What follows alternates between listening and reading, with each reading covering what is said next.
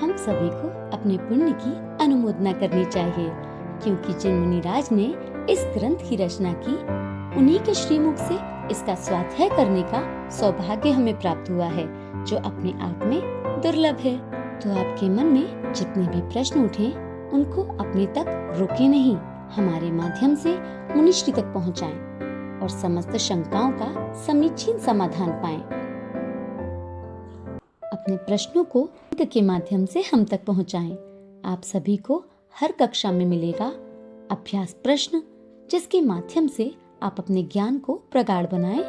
आज का सवाल, जिसमें पुरस्कार जीतने का सुअवसर पाएं और अपने ज्ञान को नए आयामों तक पहुंचाने के लिए स्पेशल एक्टिविटीज में पार्टिसिपेट करें, जो आपको सप्ताह में एक बार अवश्य मिलेंगी। तो देर किस बात की, आज ही अपने बच्चों को, मित्रगणों को और परिवारजनों को इससे जोड़ें और अपना और उनका पुण्य बढ़ाएं। इस स्वाध्याय में अपनी चंचला लक्ष्मी का उपयोग करके प्रणम्य वाणी देवदूत बनने के लिए इस नंबर पर संपर्क करें 9310781008। ओम नमः सिद्धेभ्यः। ओम नमः सिद्धेभ्यः। ओम नमः सिद्धेभ्यः।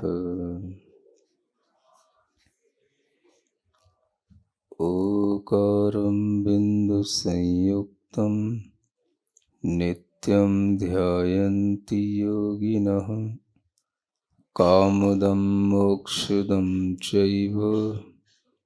ओंकाराय नमो नमः। अर्हमित्यक्षरं ब्रह्म वाचकं परमेष्ठिनः सिद्धचक्रस्य सद्बीजं सर्वतः प्रणमाम्यहम्। अनंतानंत सिद्ध परमेष्ठी भगवान की, देवादिदेव आदिम तीर्थंकर श्री ऋषभनाथ भगवान की, वर्तमान शासन नायक श्री वर्धमान महावीर भगवान की, परम पूज्य आचार्य गुरुवर श्री विद्यासागर जी महाराज। तीन लोक में चार हैं, मंगल शरण व श्रेष्ठ, अरहत सिद्ध व साधुगण, धर्म जैन जग ज्येष्ठ।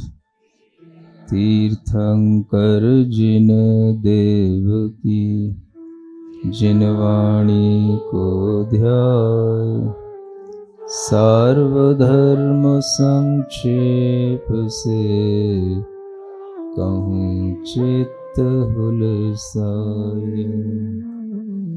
द्वितीय ढाल का प्रारंभ हुआ था, उसी का एक छंद पढ़ते हैं। मिथ्या दर्शन और ज्ञान चरण, संस्कृति कारण श्रुत जैन वर्ण, इनको तजने का जतन होय, सोही सम्यक पुरुषार्थ होय। दूसरा का अभ्यास पढ़ना है। मिथ्या मत देव को बुद्धि रोग,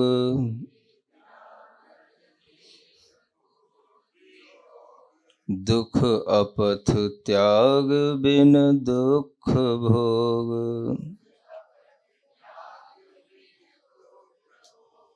औषध सेवन से रोग जाय,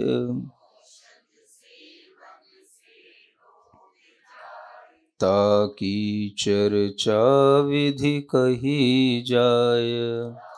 लिए अंतरंग आत्मा में जब तक ये मिथ्या दर्शन, मिथ्या मत, मिथ्या बुद्धि हमारे अंदर बनी रहती है, तब तक हमारा ये रोग बढ़ता रहता है। और इससे जब तक हम बचते नहीं हैं, इससे जब तक हम हटते नहीं हैं, तब तक हमारी आत्मा में जन्म जरा मृत्यु से ऊपर उठ करके स्वस्थता देने वाला कोई भी निरोगता का भाव हमारे अंदर आता नहीं है। समझ में आ रहा है? अपथ्य क्या है? जिससे बचना है वही हमारे लिए अपथ्य है।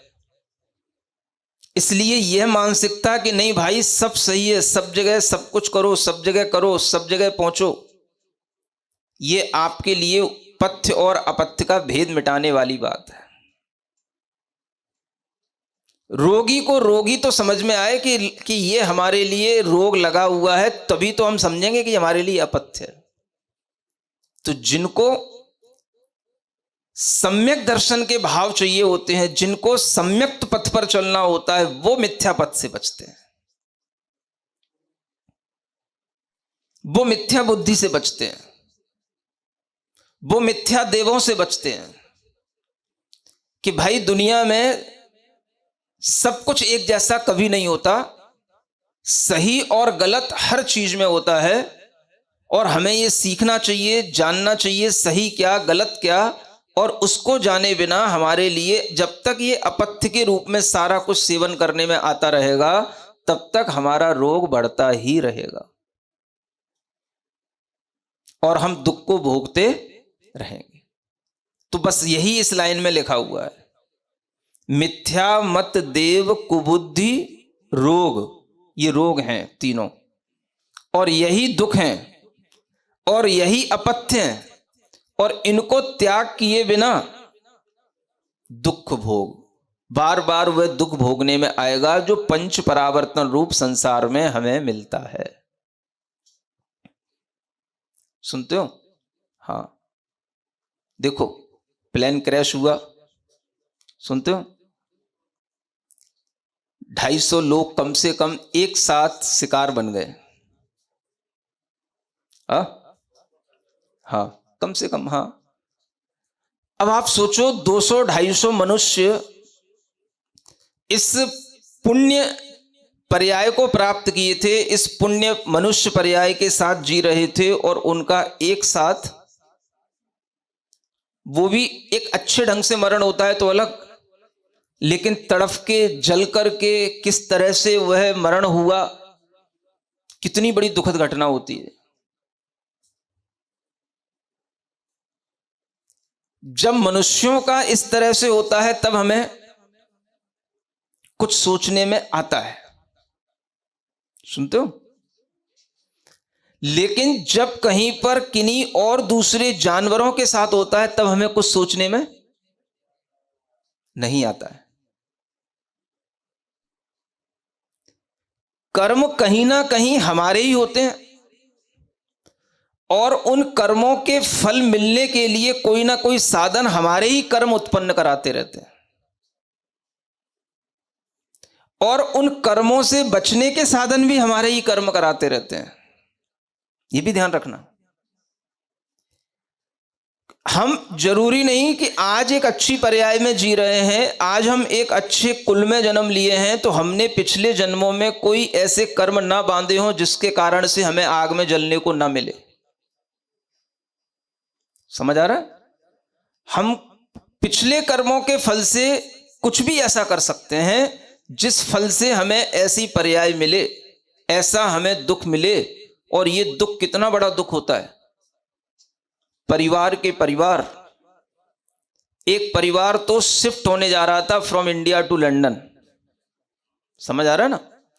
मतलब कि अपने परिवार के साथ जा रहे हैं कि हमें अब आगे के टाइम में लंदन में रहना है, पति पत्नी हैं, बच्चे हैं, और सब झुलस गए। समझो कैसे ये कर्मों का फल। हम कुछ तो अनुमान कर सकते हैं, आखिर कहीं ना कहीं ये कर्मों के फल के बिना तो ऐसी संयोजना बनती नहीं। इस जन्म में तो सब हाई क्वालिटी के लोग दिख रहे हैं, एक तो उसमें एक्स सीएम भी थे, तो इस जन्म में तो सब अच्छे दिख रहे हैं, लेकिन पिछले जन्मों के किए हुए कर्मों के फल के बिना कभी भी ऐसी कोई भी घटनाएं दुर्घटना के रूप में हमारे सामने नहीं आ सकती।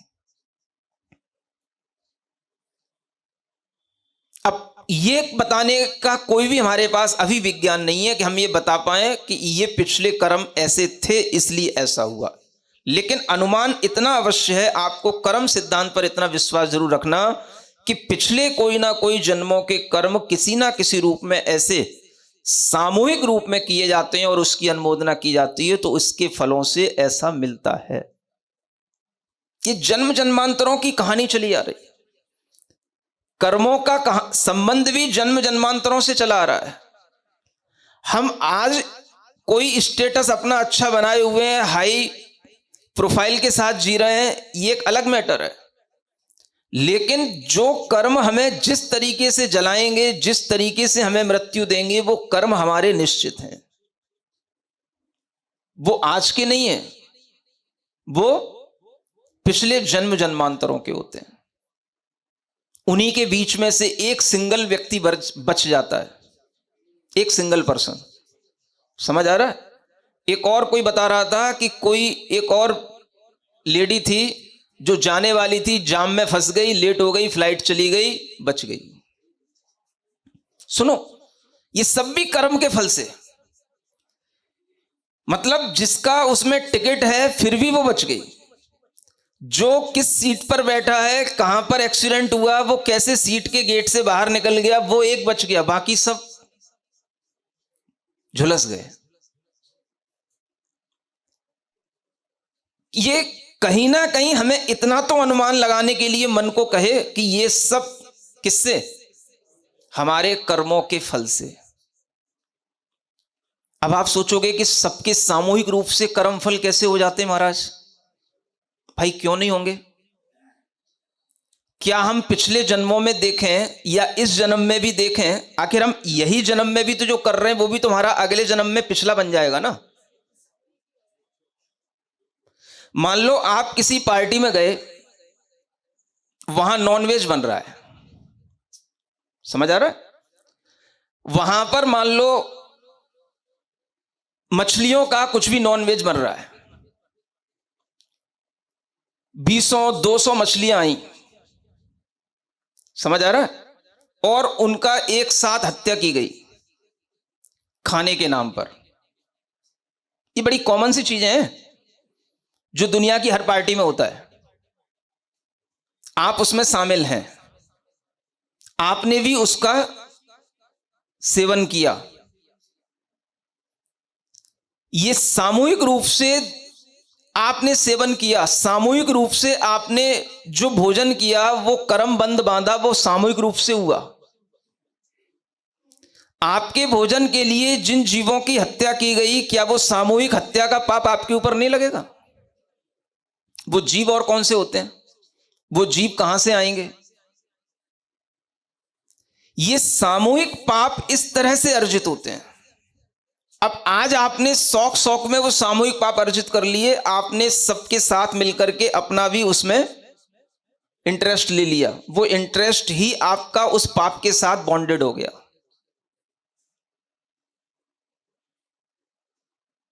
अब क्या होगा? आप देखो कैसी मछलियों के बाजार में कैसी ढेर लगे रहते हैं,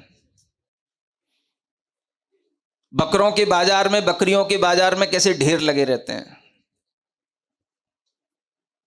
और जो लोग उन होटलों में जाकर के वो सब चीजें खाते हैं, उन सबकी हत्या का, सामूहिक हत्या का उनके ऊपर वह दोष क्यों नहीं लगेगा? एक बार का कोई सामूहिक भोज हो रहा है और उसमें अगर मान लो 200 मछलियां मारी गई, तो आपके ऊपर भी उन 200 मछलियों का पाप लगेगा। ऐसा नहीं कि उसमें पाप का बंटवारा होगा कि आपके लिए एक। समझ में नहीं आ रहा? क्योंकि वो जो पार्टी बनेगी वो सबके साथ बनेगी और सबके साथ हत्या होगी, और उस हत्या में आप भी शामिल हैं और बड़े प्रेम से शामिल हैं। समझ आ रहा है? कर्म किसी को नहीं छोड़ते। आज आप कर्म बंद कर रहे हो, ये कर्म का फल आज नहीं मिलेगा, जब समय आएगा तब मिलेगा। उस समय पर आप कितने ही सूट बूट में हो, कितनी ही बड़ी फ्लाइट में हो, कितने ही बड़े टर्नओवर वाले, कितने ही बड़े आदमी हो, कर्म इसको कुछ भी नहीं देखता। उसे जब फल देना है तब देगा, सामूहिक देगा। और अगर आपने सामूहिक रूप से उन सब ओकेजनों में अपने लिए कर्मबंध बांधा है तो वही कुछ ऐसा फिर से कर्म घटित करेगा कि आपको सामूहिक रूप से इकट्ठा करेगा और आपको सामूहिक रूप से उसका फल भोगना पड़ेगा। यह कर्म सिद्धांत किसी का बनाया हुआ नहीं है, इस प्रकृति का सिद्धांत है। ऐसा नहीं कि हमें उन लोगों के प्रति संवेदनाएं नहीं, लेकिन इसके पीछे जो कर्म सिद्धांत है वो ज्यादा संवेदनशील है, उसकी तरफ भी देखना चाहिए। आम आदमी तो केवल बस तौबा तौबा हाय हाय करके अलग हो जाता है और करता वही पाप है, उसके ऊपर भी वही आने वाला है। ये किस फिलॉसफी से चलता है, अगर हम ये नहीं सोचेंगे तो हम कभी भी इन चीजों से अपने आप को बचा नहीं पाएंगे। सामूहिक पाप जहां पर होते हैं, अगर हम वहां खड़े होते हैं, उस पाप की अनुमोदना करते हैं, उस पाप में शामिल होते हैं, उसमें पार्टिसिपेंट बनते हैं, तो हम भी उस पाप के भागीदार होते हैं। इस पाप से बचने का ये बहुत बड़ा सिद्धांत अगर आपके दिमाग में नहीं होगा तो आपके लिए भी कोई बचाने वाला नहीं होगा।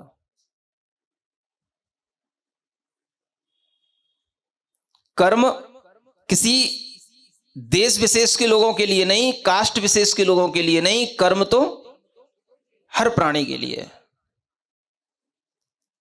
ये इसलिए कहा जाता है कि पाप के कार्यों से बचो। जहां पर सामूहिक हिंसा है, आप अगर वहां पर अपना कोई भी तरीके से इन्वॉल्वमेंट रखते हैं तो आपके लिए वह हिंसा किसी भी रूप में प्रतिफलित हो सकती है, और ये किसी के फल नहीं होते हैं। वर्तमान में सिर्फ हम एक दूसरे के प्रति संवेदना रख सकते हैं, लेकिन इस संवेदना से हम अपने अंदर कोई नया सुधार नहीं ला सकते। संवेदना तो एक औपचारिकता है, एक व्यावहारिकता है, और संवेदना होने के उपरांत भी वो चीज हमारे साथ क्यों नहीं घटित हो, इसका क्या इसका विश्वास है। तो वो चीज कहीं ना कहीं कर्म फल से निर्धारित होती है। 250 आदमी में एक आदमी का बचना, कौन बताए उसने कौन सा कर्म फल। शायद उसने कभी उसी लोगों के साथ में रहते हुए जहां ये घटना हो रही होगी उसमें किसी एक जीव को बचा लिया होगा। देखो ये मैं अनुमान से बोल रहा हूं। एक मछली को बचाने वाला का भी एक जन्म में बचाव होता है, तो अगर किसी ने कभी उसने उस घटना में जो सबके लिए मर रहे होंगे किसी एक को बचा लिया होगा, अथवा मेरे निमित्त से मत करना मैं यहां से जा रहा हूं उठ के चला गया होगा, उसके कारण से उसका कर्म फल उसको बचाएगा। ये मेरा सिद्धांत है, ये कर्म सिद्धांत है। सुन रहे हो? बोल नहीं रहे हो? समझ में आ रहा है? इसलिए कहना पड़ता है बेटा, जहां पर ये सामूहिक रूप से नॉनवेज होते हैं, जहां पर इस तरीके से बुरे ढंग से जीवों को मार करके ये सब भोजन आदि बनाए जाते हैं, वहां पर नहीं जाना चाहिए, उन रेस्टोरेंट में नहीं पहुंचना चाहिए। पाप आपके लिए इस बात का नहीं लगेगा कि आपने वहां पर रह करके भी वेज खाया, आपने वहां पर पहुंच करके भी उन स्थानों को तो प्रमोट किया जो वेज और नॉनवेज दोनों के साथ चल रहे हैं। आपका अनुबंध किसी भी तरीके से वहां पर बनेगा, वो भी आपके भीतर कर्मबंध का कोई ना कोई परसेंटेज डालेगा, जो आगे के समय के लिए हमारे जीवन को दुख में डालने का एक बहुत बड़ा साधन बन जाता है। ये कर्मबंध को ध्यान में रखे बिना, इस बात को ध्यान में रखे बिना हम आगामी दुखों से कभी बच नहीं सकते। तो ये मिथ्या बुद्धि, मिथ्या दर्शन इसी तरह से कर्म बंद कराते हैं, और इसी तरह से उन कर्म बंदों के फल से हमारे जन्म मरण भी कैसे हो जाते हैं। जैसे कभी हमने रास्ते चलते हुए देखा, जब हम इधर बिहार की तरफ विहार कर रहे थे, इधर रांची की तरफ गए थे, उधर कुंडग्राम की तरफ भी गए थे, रास्ते में ऐसे ढेरों के ढेर मछलियों के जले जलाए एक साथ ऐसे ही जलाते हैं जैसे इसमें जले हुए दिखे मुझे, तब हमें दर्द नहीं होता। एक साथ 200 100 मछलियां को पकड़ करके वह मछुआरे एक साथ जलाते हैं, भून देते हैं, ये पाप नहीं दिखता, और उस पाप का सब भोगी बनते हैं। सबको नॉनवेज चाहिए, उसके बिना प्रोटीन नहीं, उसके बिना हेल्थ नहीं, उसके बिना बॉडी का स्ट्रक्चर नहीं। बनाओ स्ट्रक्चर। ये कर्म फल तुम्हें छोड़ेंगे नहीं, और इन्हीं कर्म फलों की संवेदना के बिना तुम्हारा कभी भी इस संसार के दुखों से तुम्हारा निस्तार नहीं हो सकता। मैं ये नहीं कह रहा कि घटनाएं आपके हमारे साथ नहीं घटित हो सकती हैं। अगर मेरे भी कर्म के फल पुराने ऐसे होंगे तो मेरे भी साथ ऐसा हो सकता है, लेकिन किसी के भी साथ ऐसा होगा तो ये निश्चित मान के चलना, ये कर्म फल से ही होगा।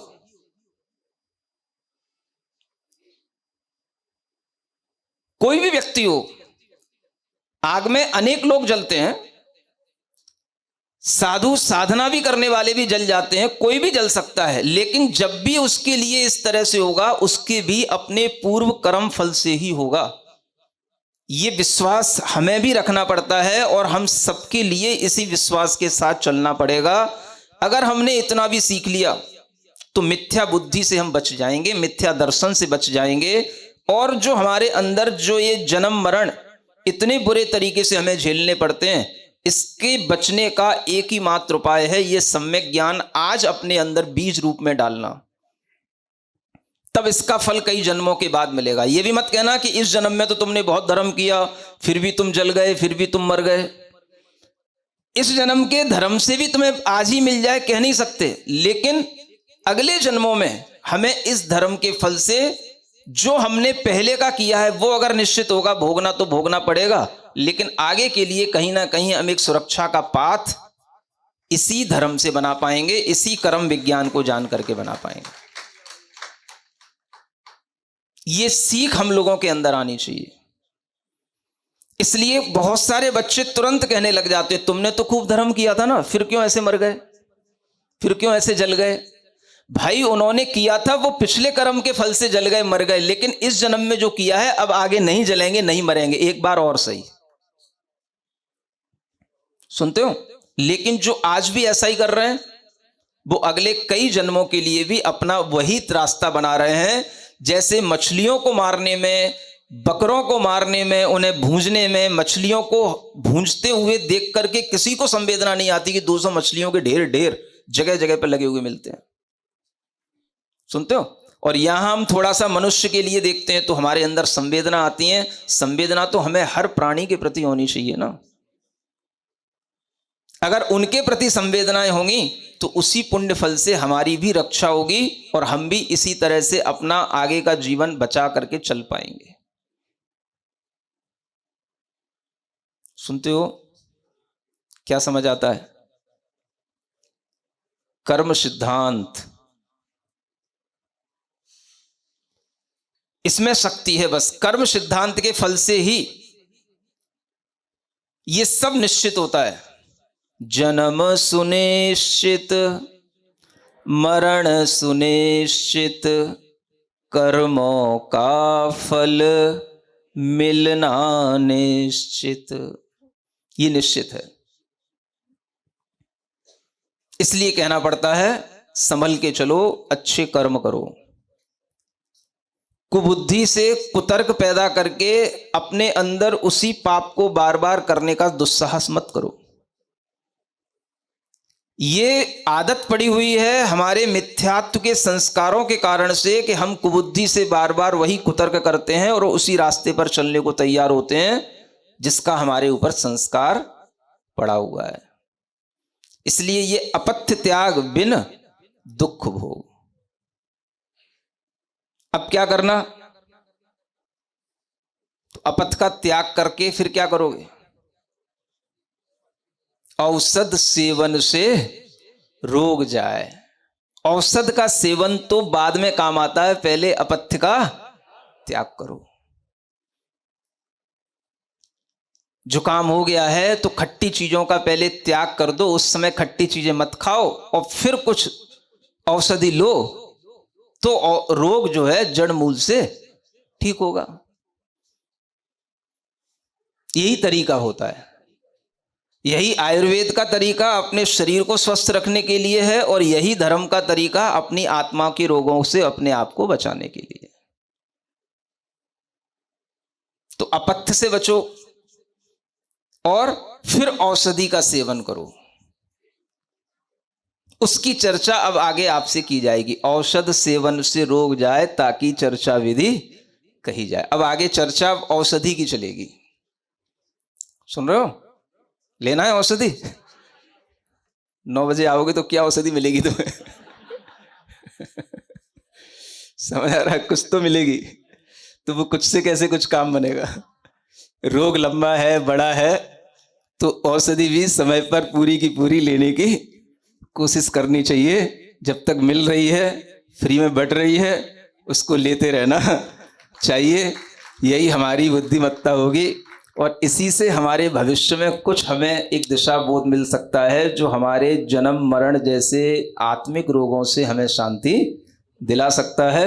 ओम अरहम ओम अरहम ओम अरहम बोल। ओम अरहम ओम अरहम ओम अरहम बोल। सभी कार्य की सिद्धि से तू पहले इसको बोल। सभी कार्य की सिद्धि से तो पहले इसको बोल। ओम अरहम नमः ओम अरहम नमः ओम अरहम नमः ओम। ओम अरहम नमः। आइए आज की कक्षा का क्विक रिवीजन कर लेते हैं। कर्मफल के वर्णन में आज हमने जाना, यदि सामूहिक रूप से कर्मफल मिलता है तो इसका अर्थ यह होता है कि वे कर्म भी सामूहिक रूप में किए गए होंगे। जैसे यदि हम किसी पार्टी में शामिल हैं जिसमें नॉनवेज बन रहा है, सामूहिक रूप से भोजन हुआ तो सामूहिक हत्या का पाप हमें भी लगेगा, कर्म भी सामूहिक रूप से बंधेगा। ऐसा नहीं होगा कि पाप का बंटवारा होकर हमारे हिस्से में एक ही भाग आए, क्योंकि उस पार्टी में हम भी इंटरेस्ट के साथ शामिल थे। कर्म किसी को नहीं छोड़ते। आज के कर्म जब समय आने पर फल देंगे तो वह यह नहीं देखेंगे कि हम कितने बड़े आदमी हैं। यदि हमने सामूहिक रूप से कर्म बांधा है तो फिर कर्म हमें सामूहिक रूप से इकट्ठा करेंगे और फिर हमें सामूहिक रूप से उसका फल भोगना पड़ेगा। यह कर्म सिद्धांत किसी का बनाया हुआ नहीं है, यह प्राकृतिक सिद्धांत है। किसी देश विशेष या कास्ट विशेष के लोगों के लिए नहीं, यह हर प्राणी के लिए होता है। हम बस हाय तौबा करके अलग हो जाते हैं और फिर वही पाप करते हैं। यह नहीं सोचते कि यह हमारे ऊपर भी आने वाला है। जब तक हम ये नहीं सोचेंगे तब तक खुद को बचा नहीं पाएंगे। अगर हम ऐसे रेस्टोरेंट में जाते हैं जहाँ वेज और नॉनवेज दोनों चलते हैं तो वहाँ जाकर हम उस स्थान को प्रमोट करते हैं, इसीलिए हमें भी उसका पाप लगता है। लोगों को प्रोटीन के लिए नॉनवेज चाहिए होता है, उसके बिना हेल्थ नहीं मानते। मछुआरे 100 मछलियों को पकड़कर एक साथ भून देते हैं, उन्हें यह पाप नहीं दिखता। लोगों को उन मछलियों के प्रति संवेदना नहीं आती और उस पाप के सब भोगी बनते हैं। यह कर्म फल हमें नहीं छोड़ेंगे। जल कोई भी सकता है, पिछले कर्म ऐसे हों तो साधना करने वाले भी जल जाते हैं। इन कर्म फलों की संवेदना के बिना हम कभी भी इस संसार के दुखों से नहीं बच सकते। अगर हम यह सीख लें कि सब हमारे ही कर्मों का फल है तो यह मिथ्या बुद्धि से और मिथ्या दर्शन से हम बच पाएंगे। जन्म मरण के दुख से बचने का उपाय सम्यक ज्ञान ही होता है। आज इसे अपने अंदर बीज रूप में डालेंगे तब इसका फल कई जन्मों के बाद मिलेगा। आज धर्म कर रहे हैं तो जरूरी नहीं कि उसके फल हमें इसी जन्म में मिल जाएं। पहले का निश्चित होगा तो हमें भोगना ही पड़ेगा, लेकिन आगे के लिए सुरक्षा का पाथ इसी धर्म से, इसी कर्म विज्ञान को जानकर बना पाएंगे। हमें हर प्राणी के प्रति संवेदना होनी चाहिए, तभी पुण्य फल से हमारी रक्षा होगी। कर्म सिद्धांत के फल से ही सब निश्चित होता है, इसीलिए हमें संभल कर चलना चाहिए। कुबुद्धि से कुतर्क नहीं करना चाहिए। हमारे अंदर मिथ्यात्व के संस्कार पड़े हुए हैं। जब हम इस अपथ्य को त्यागेंगे और औषधि का सेवन करेंगे, तभी रोग जड़ मूल से ठीक होगा। तो चलिए अब हम जिन वाणी स्तुति करते हैं, तत्पश्चात समय होगा आज के सवाल का।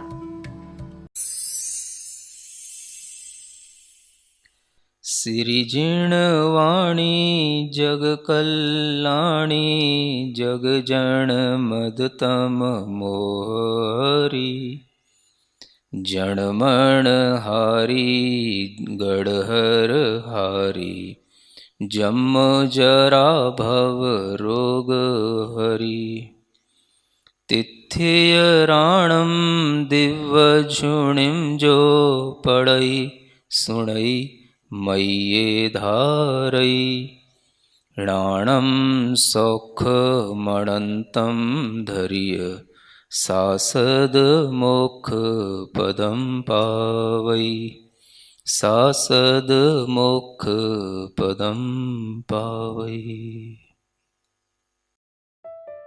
नई छह डाला आज का सवाल प्रतियोगिता में आप सभी का स्वागत है।